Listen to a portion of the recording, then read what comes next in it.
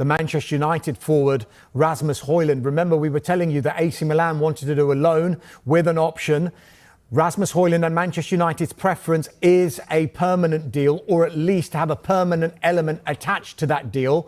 So that one looks like it was cooling off.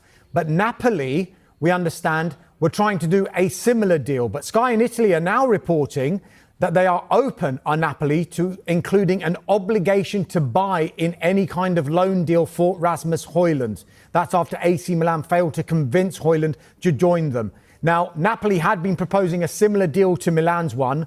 Now they've opened up the possibility to including a mandatory buy option. Sky in Italy are reporting that Højlund is now head coach Antonio Conte's top priority after that injury to Romelu Lukaku, and Napoli are now ready to make a significant investment in the striker. This one is definitely one to watch in the last 10 days of this transfer window, because we do know Manchester United would be open to a sale.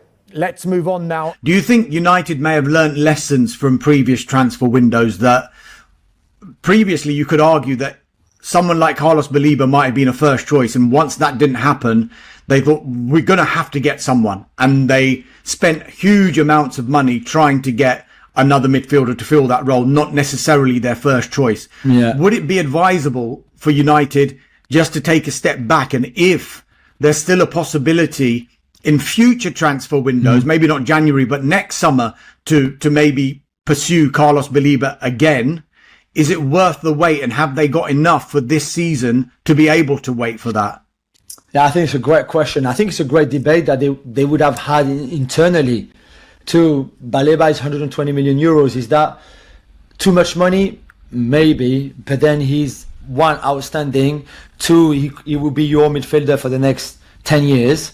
When you have Casemiro at his age, Bruno at his age, Mainu, I mean, Amorim is not a fan. It's just as simple as that. And Ugarte, who has big limitations in his own game.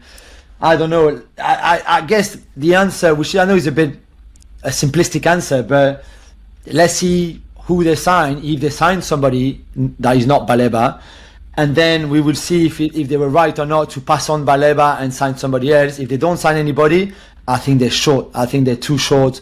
At least they don't play in Europe this season, which is an absolute blessing for them. But even for the Premier League, I'm not sure you can finish in the top 5, for example, with Casemiro, Ugarte, Mainu and Bruno as your 4 options in those 2 deeper midfielders. I think that's not enough. That's not good enough. Yeah, it'd be interesting to see if they do go back into the market. As far as we're aware at this stage, with only a few days to go, it doesn't look likely. But of course, that can change. Look, midfield was an area. We've got to talk about the goalkeeper, because Andre Onana, he wasn't dropped, according to Ruben Amorim. It just said, look, he hasn't trained that long. He hasn't had much game time. So Altay Bayindir came in. Was a huge fault for the goal. That can't be escaped. Gary Neville has suggested they have to go out and sign a new goalkeeper. Do you agree? And there's a certain Gianluigi Donnarumma who's available. Is he the answer? I agree that they need another goalkeeper. Like they went in for Donnarumma 2.5 months ago, 3 months ago. They got in touch with Enzo Raiola, his agent.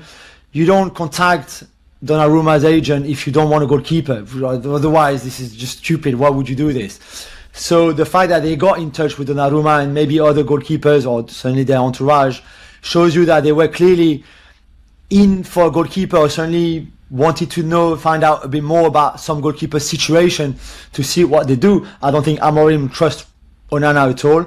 I think Bayindir is an okay goalkeeper, but just about good enough to be a number 2 at a club like United. Just about. But unless you sell Onana, you can't bring in a goalkeeper now. And who's going to sign Andre Onana right now with 10 days to go in the transfer? Carlos Baleba has got 3 years left on his contract. Brighton have got the option to extend that for a further year. They don't want to sell. They've got no intention of selling. And because of his contract situation, they are under no pressure to sell as well. And I think also the price would be pretty prohibitive to Manchester United fans will be throwing things at the screen now, won't they, saying Donnarumma, Donnarumma. Yeah, but again, you know, United would need to sell a goalkeeper before they bring somebody else in. Big statement for Onana of not even being in the squad and being fit against Arsenal. Yeah, I mean, big statement, but Ruben Amorim said that had nothing to do with a potential transfer. It was just that he preferred the other goalkeepers that he had. There are reports this afternoon in Italy, not from Sky Italy, suggesting that Inter Milan may be interested in taking Onana back. I think if Onana was to leave Manchester United, and there's no indication that he's going to, we don't have any information that he is going to leave Manchester United at all. But if you're a United fan who's desperate for Donnarumma to come in, the first thing that would need to happen is for a goalkeeper to leave Manchester United. And I think that would be the same situation at Manchester City. But Manchester City have signed James Trafford as well, and he played really well at the weekend, and he's got a massive future ahead of him.